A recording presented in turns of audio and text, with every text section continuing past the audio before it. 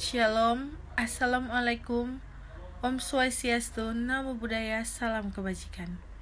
Perkenalkan, nama saya Novena Divina None, kelas A5 Keperawatan, semester 1, Fakultas Keperawatan. Video ini saya buat untuk memenuhi tugas UTS dari dosen pengampu Nurse Mega Lumingkewas Eskep Mkes. Dan saya akan menjelaskan tentang materi dari kelompok 5 sampai kelompok 7. Konsep dan prinsip kebutuhan dasar manusia menurut Henderson. Definisi teori keperawatan menurut Virginia Henderson.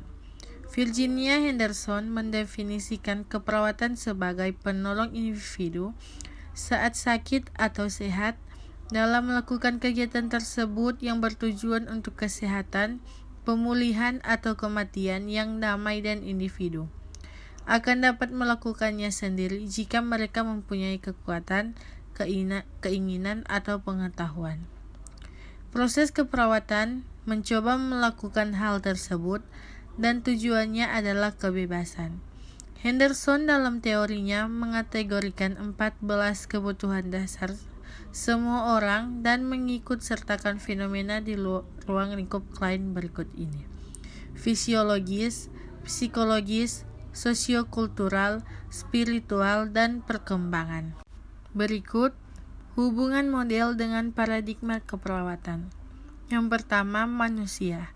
Individu sebagai kesatuan yang tidak dapat dipisahkan. Jiwa dan raga adalah satu kesatuan. Lebih lanjut lagi, individu dan keluarganya dipandang sebagai unit tunggal. Setiap manusia harus berupaya untuk mempertahankan keseimbangan fisiologis dan emosional. Yang kedua, lingkungan. Virginia Henderson mendefinisikan lingkungan sebagai seluruh faktor eksternal dan kondisi yang mempengaruhi kehidupan dan perkembangan manusia. Dan yang ketiga, sehat dan sakit. Sehat adalah kualitas hidup tertentu yang oleh Henderson dihubungkan dengan kemandirian. Karakteristik utama dari sakit adalah ketergantungan dan berbagai tingkat inkapasitas individu untuk memuaskan kebutuhan manusianya, menganggap bahwa sehat adalah kemandirian dan sakit adalah ketergantungan. Dapat dipandang sebagai simplifikasi, dapat juga dikatakan bahwa sakit adalah keterbatasan kemandirian. Dan yang keempat, keperawatan. Fungsi unik dari perawat adalah untuk membantu individu, baik apakah ia sakit atau sehat, dalam peran tambahan atau peran pendukung. Tujuan dari keperawatan adalah untuk membantu individu memperoleh kembali kemandiriannya segera mungkin. Namun demikian, keputusan Henderson untuk meningkatkan kemandirian dan hanya melakukan sesuatu untuk pasien jika ia tidak dapat melakukannya sendiri tidak disetujui oleh profesi sebagai prinsip dasar asuhan keperawatan sebelum Henderson menjelaskannya lebih lanjut. Komponen kebutuhan dasar manusia menurut Virginia Henderson: menghindari bahaya lingkungan dan menghindari cedera orang lain. Menghindari bahaya dari lingkungan dan mencegah melukai orang lain. Hal-hal yang perlu dikaji berkaitan dengan upaya menghindari bahaya lingkungan dan mencegah cedera adalah pengetahuan pasien, kemampuan pasien dalam menghindari bahaya, risiko cedera, dan pencegahan terhadap cedera. Berikut kebutuhan keselamatan dan keamanan. Keselamatan adalah kondisi individu, kelompok, atau masyarakat terhindar dari segala bentuk ancaman atau bahaya. Keamanan adalah keadaan bebas dari cedera fisik dan psikologis sebagai salah satu kebutuhan dasar yang harus terpenuhi. Bebas dari bahaya fisik, penyebaran organisme patogen, sanitasi memenuhi syarat, dan bebas dari polusi.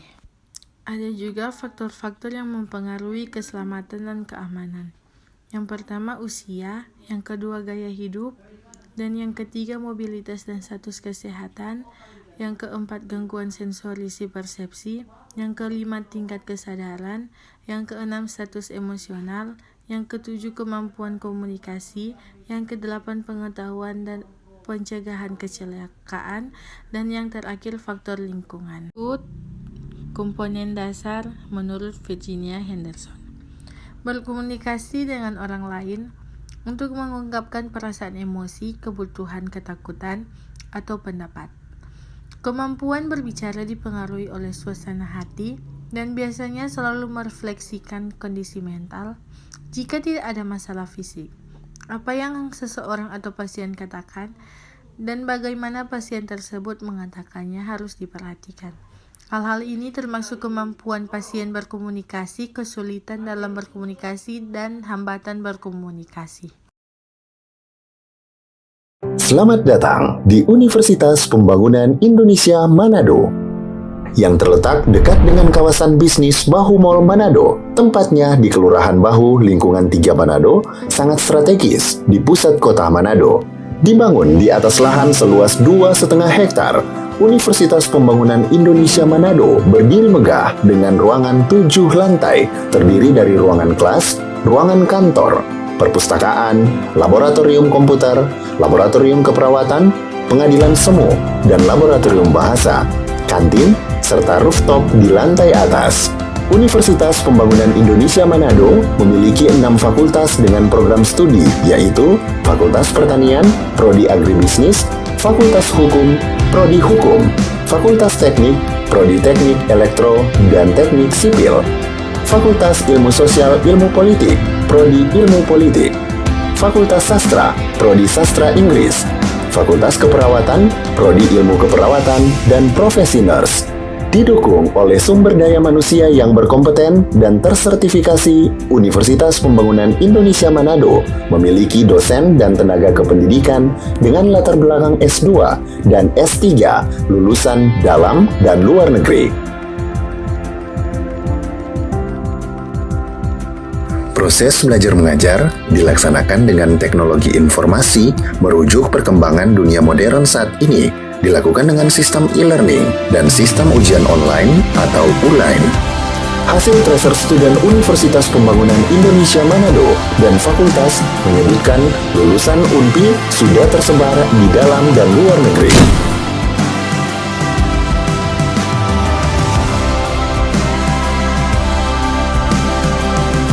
Selamat bergabung putra-putri terbaik bangsa. Kembangkan dirimu, raih cita-citamu setinggi bintang di langit. Kami siap menghasilkan generasi terbaik dan pemimpin di masa depan.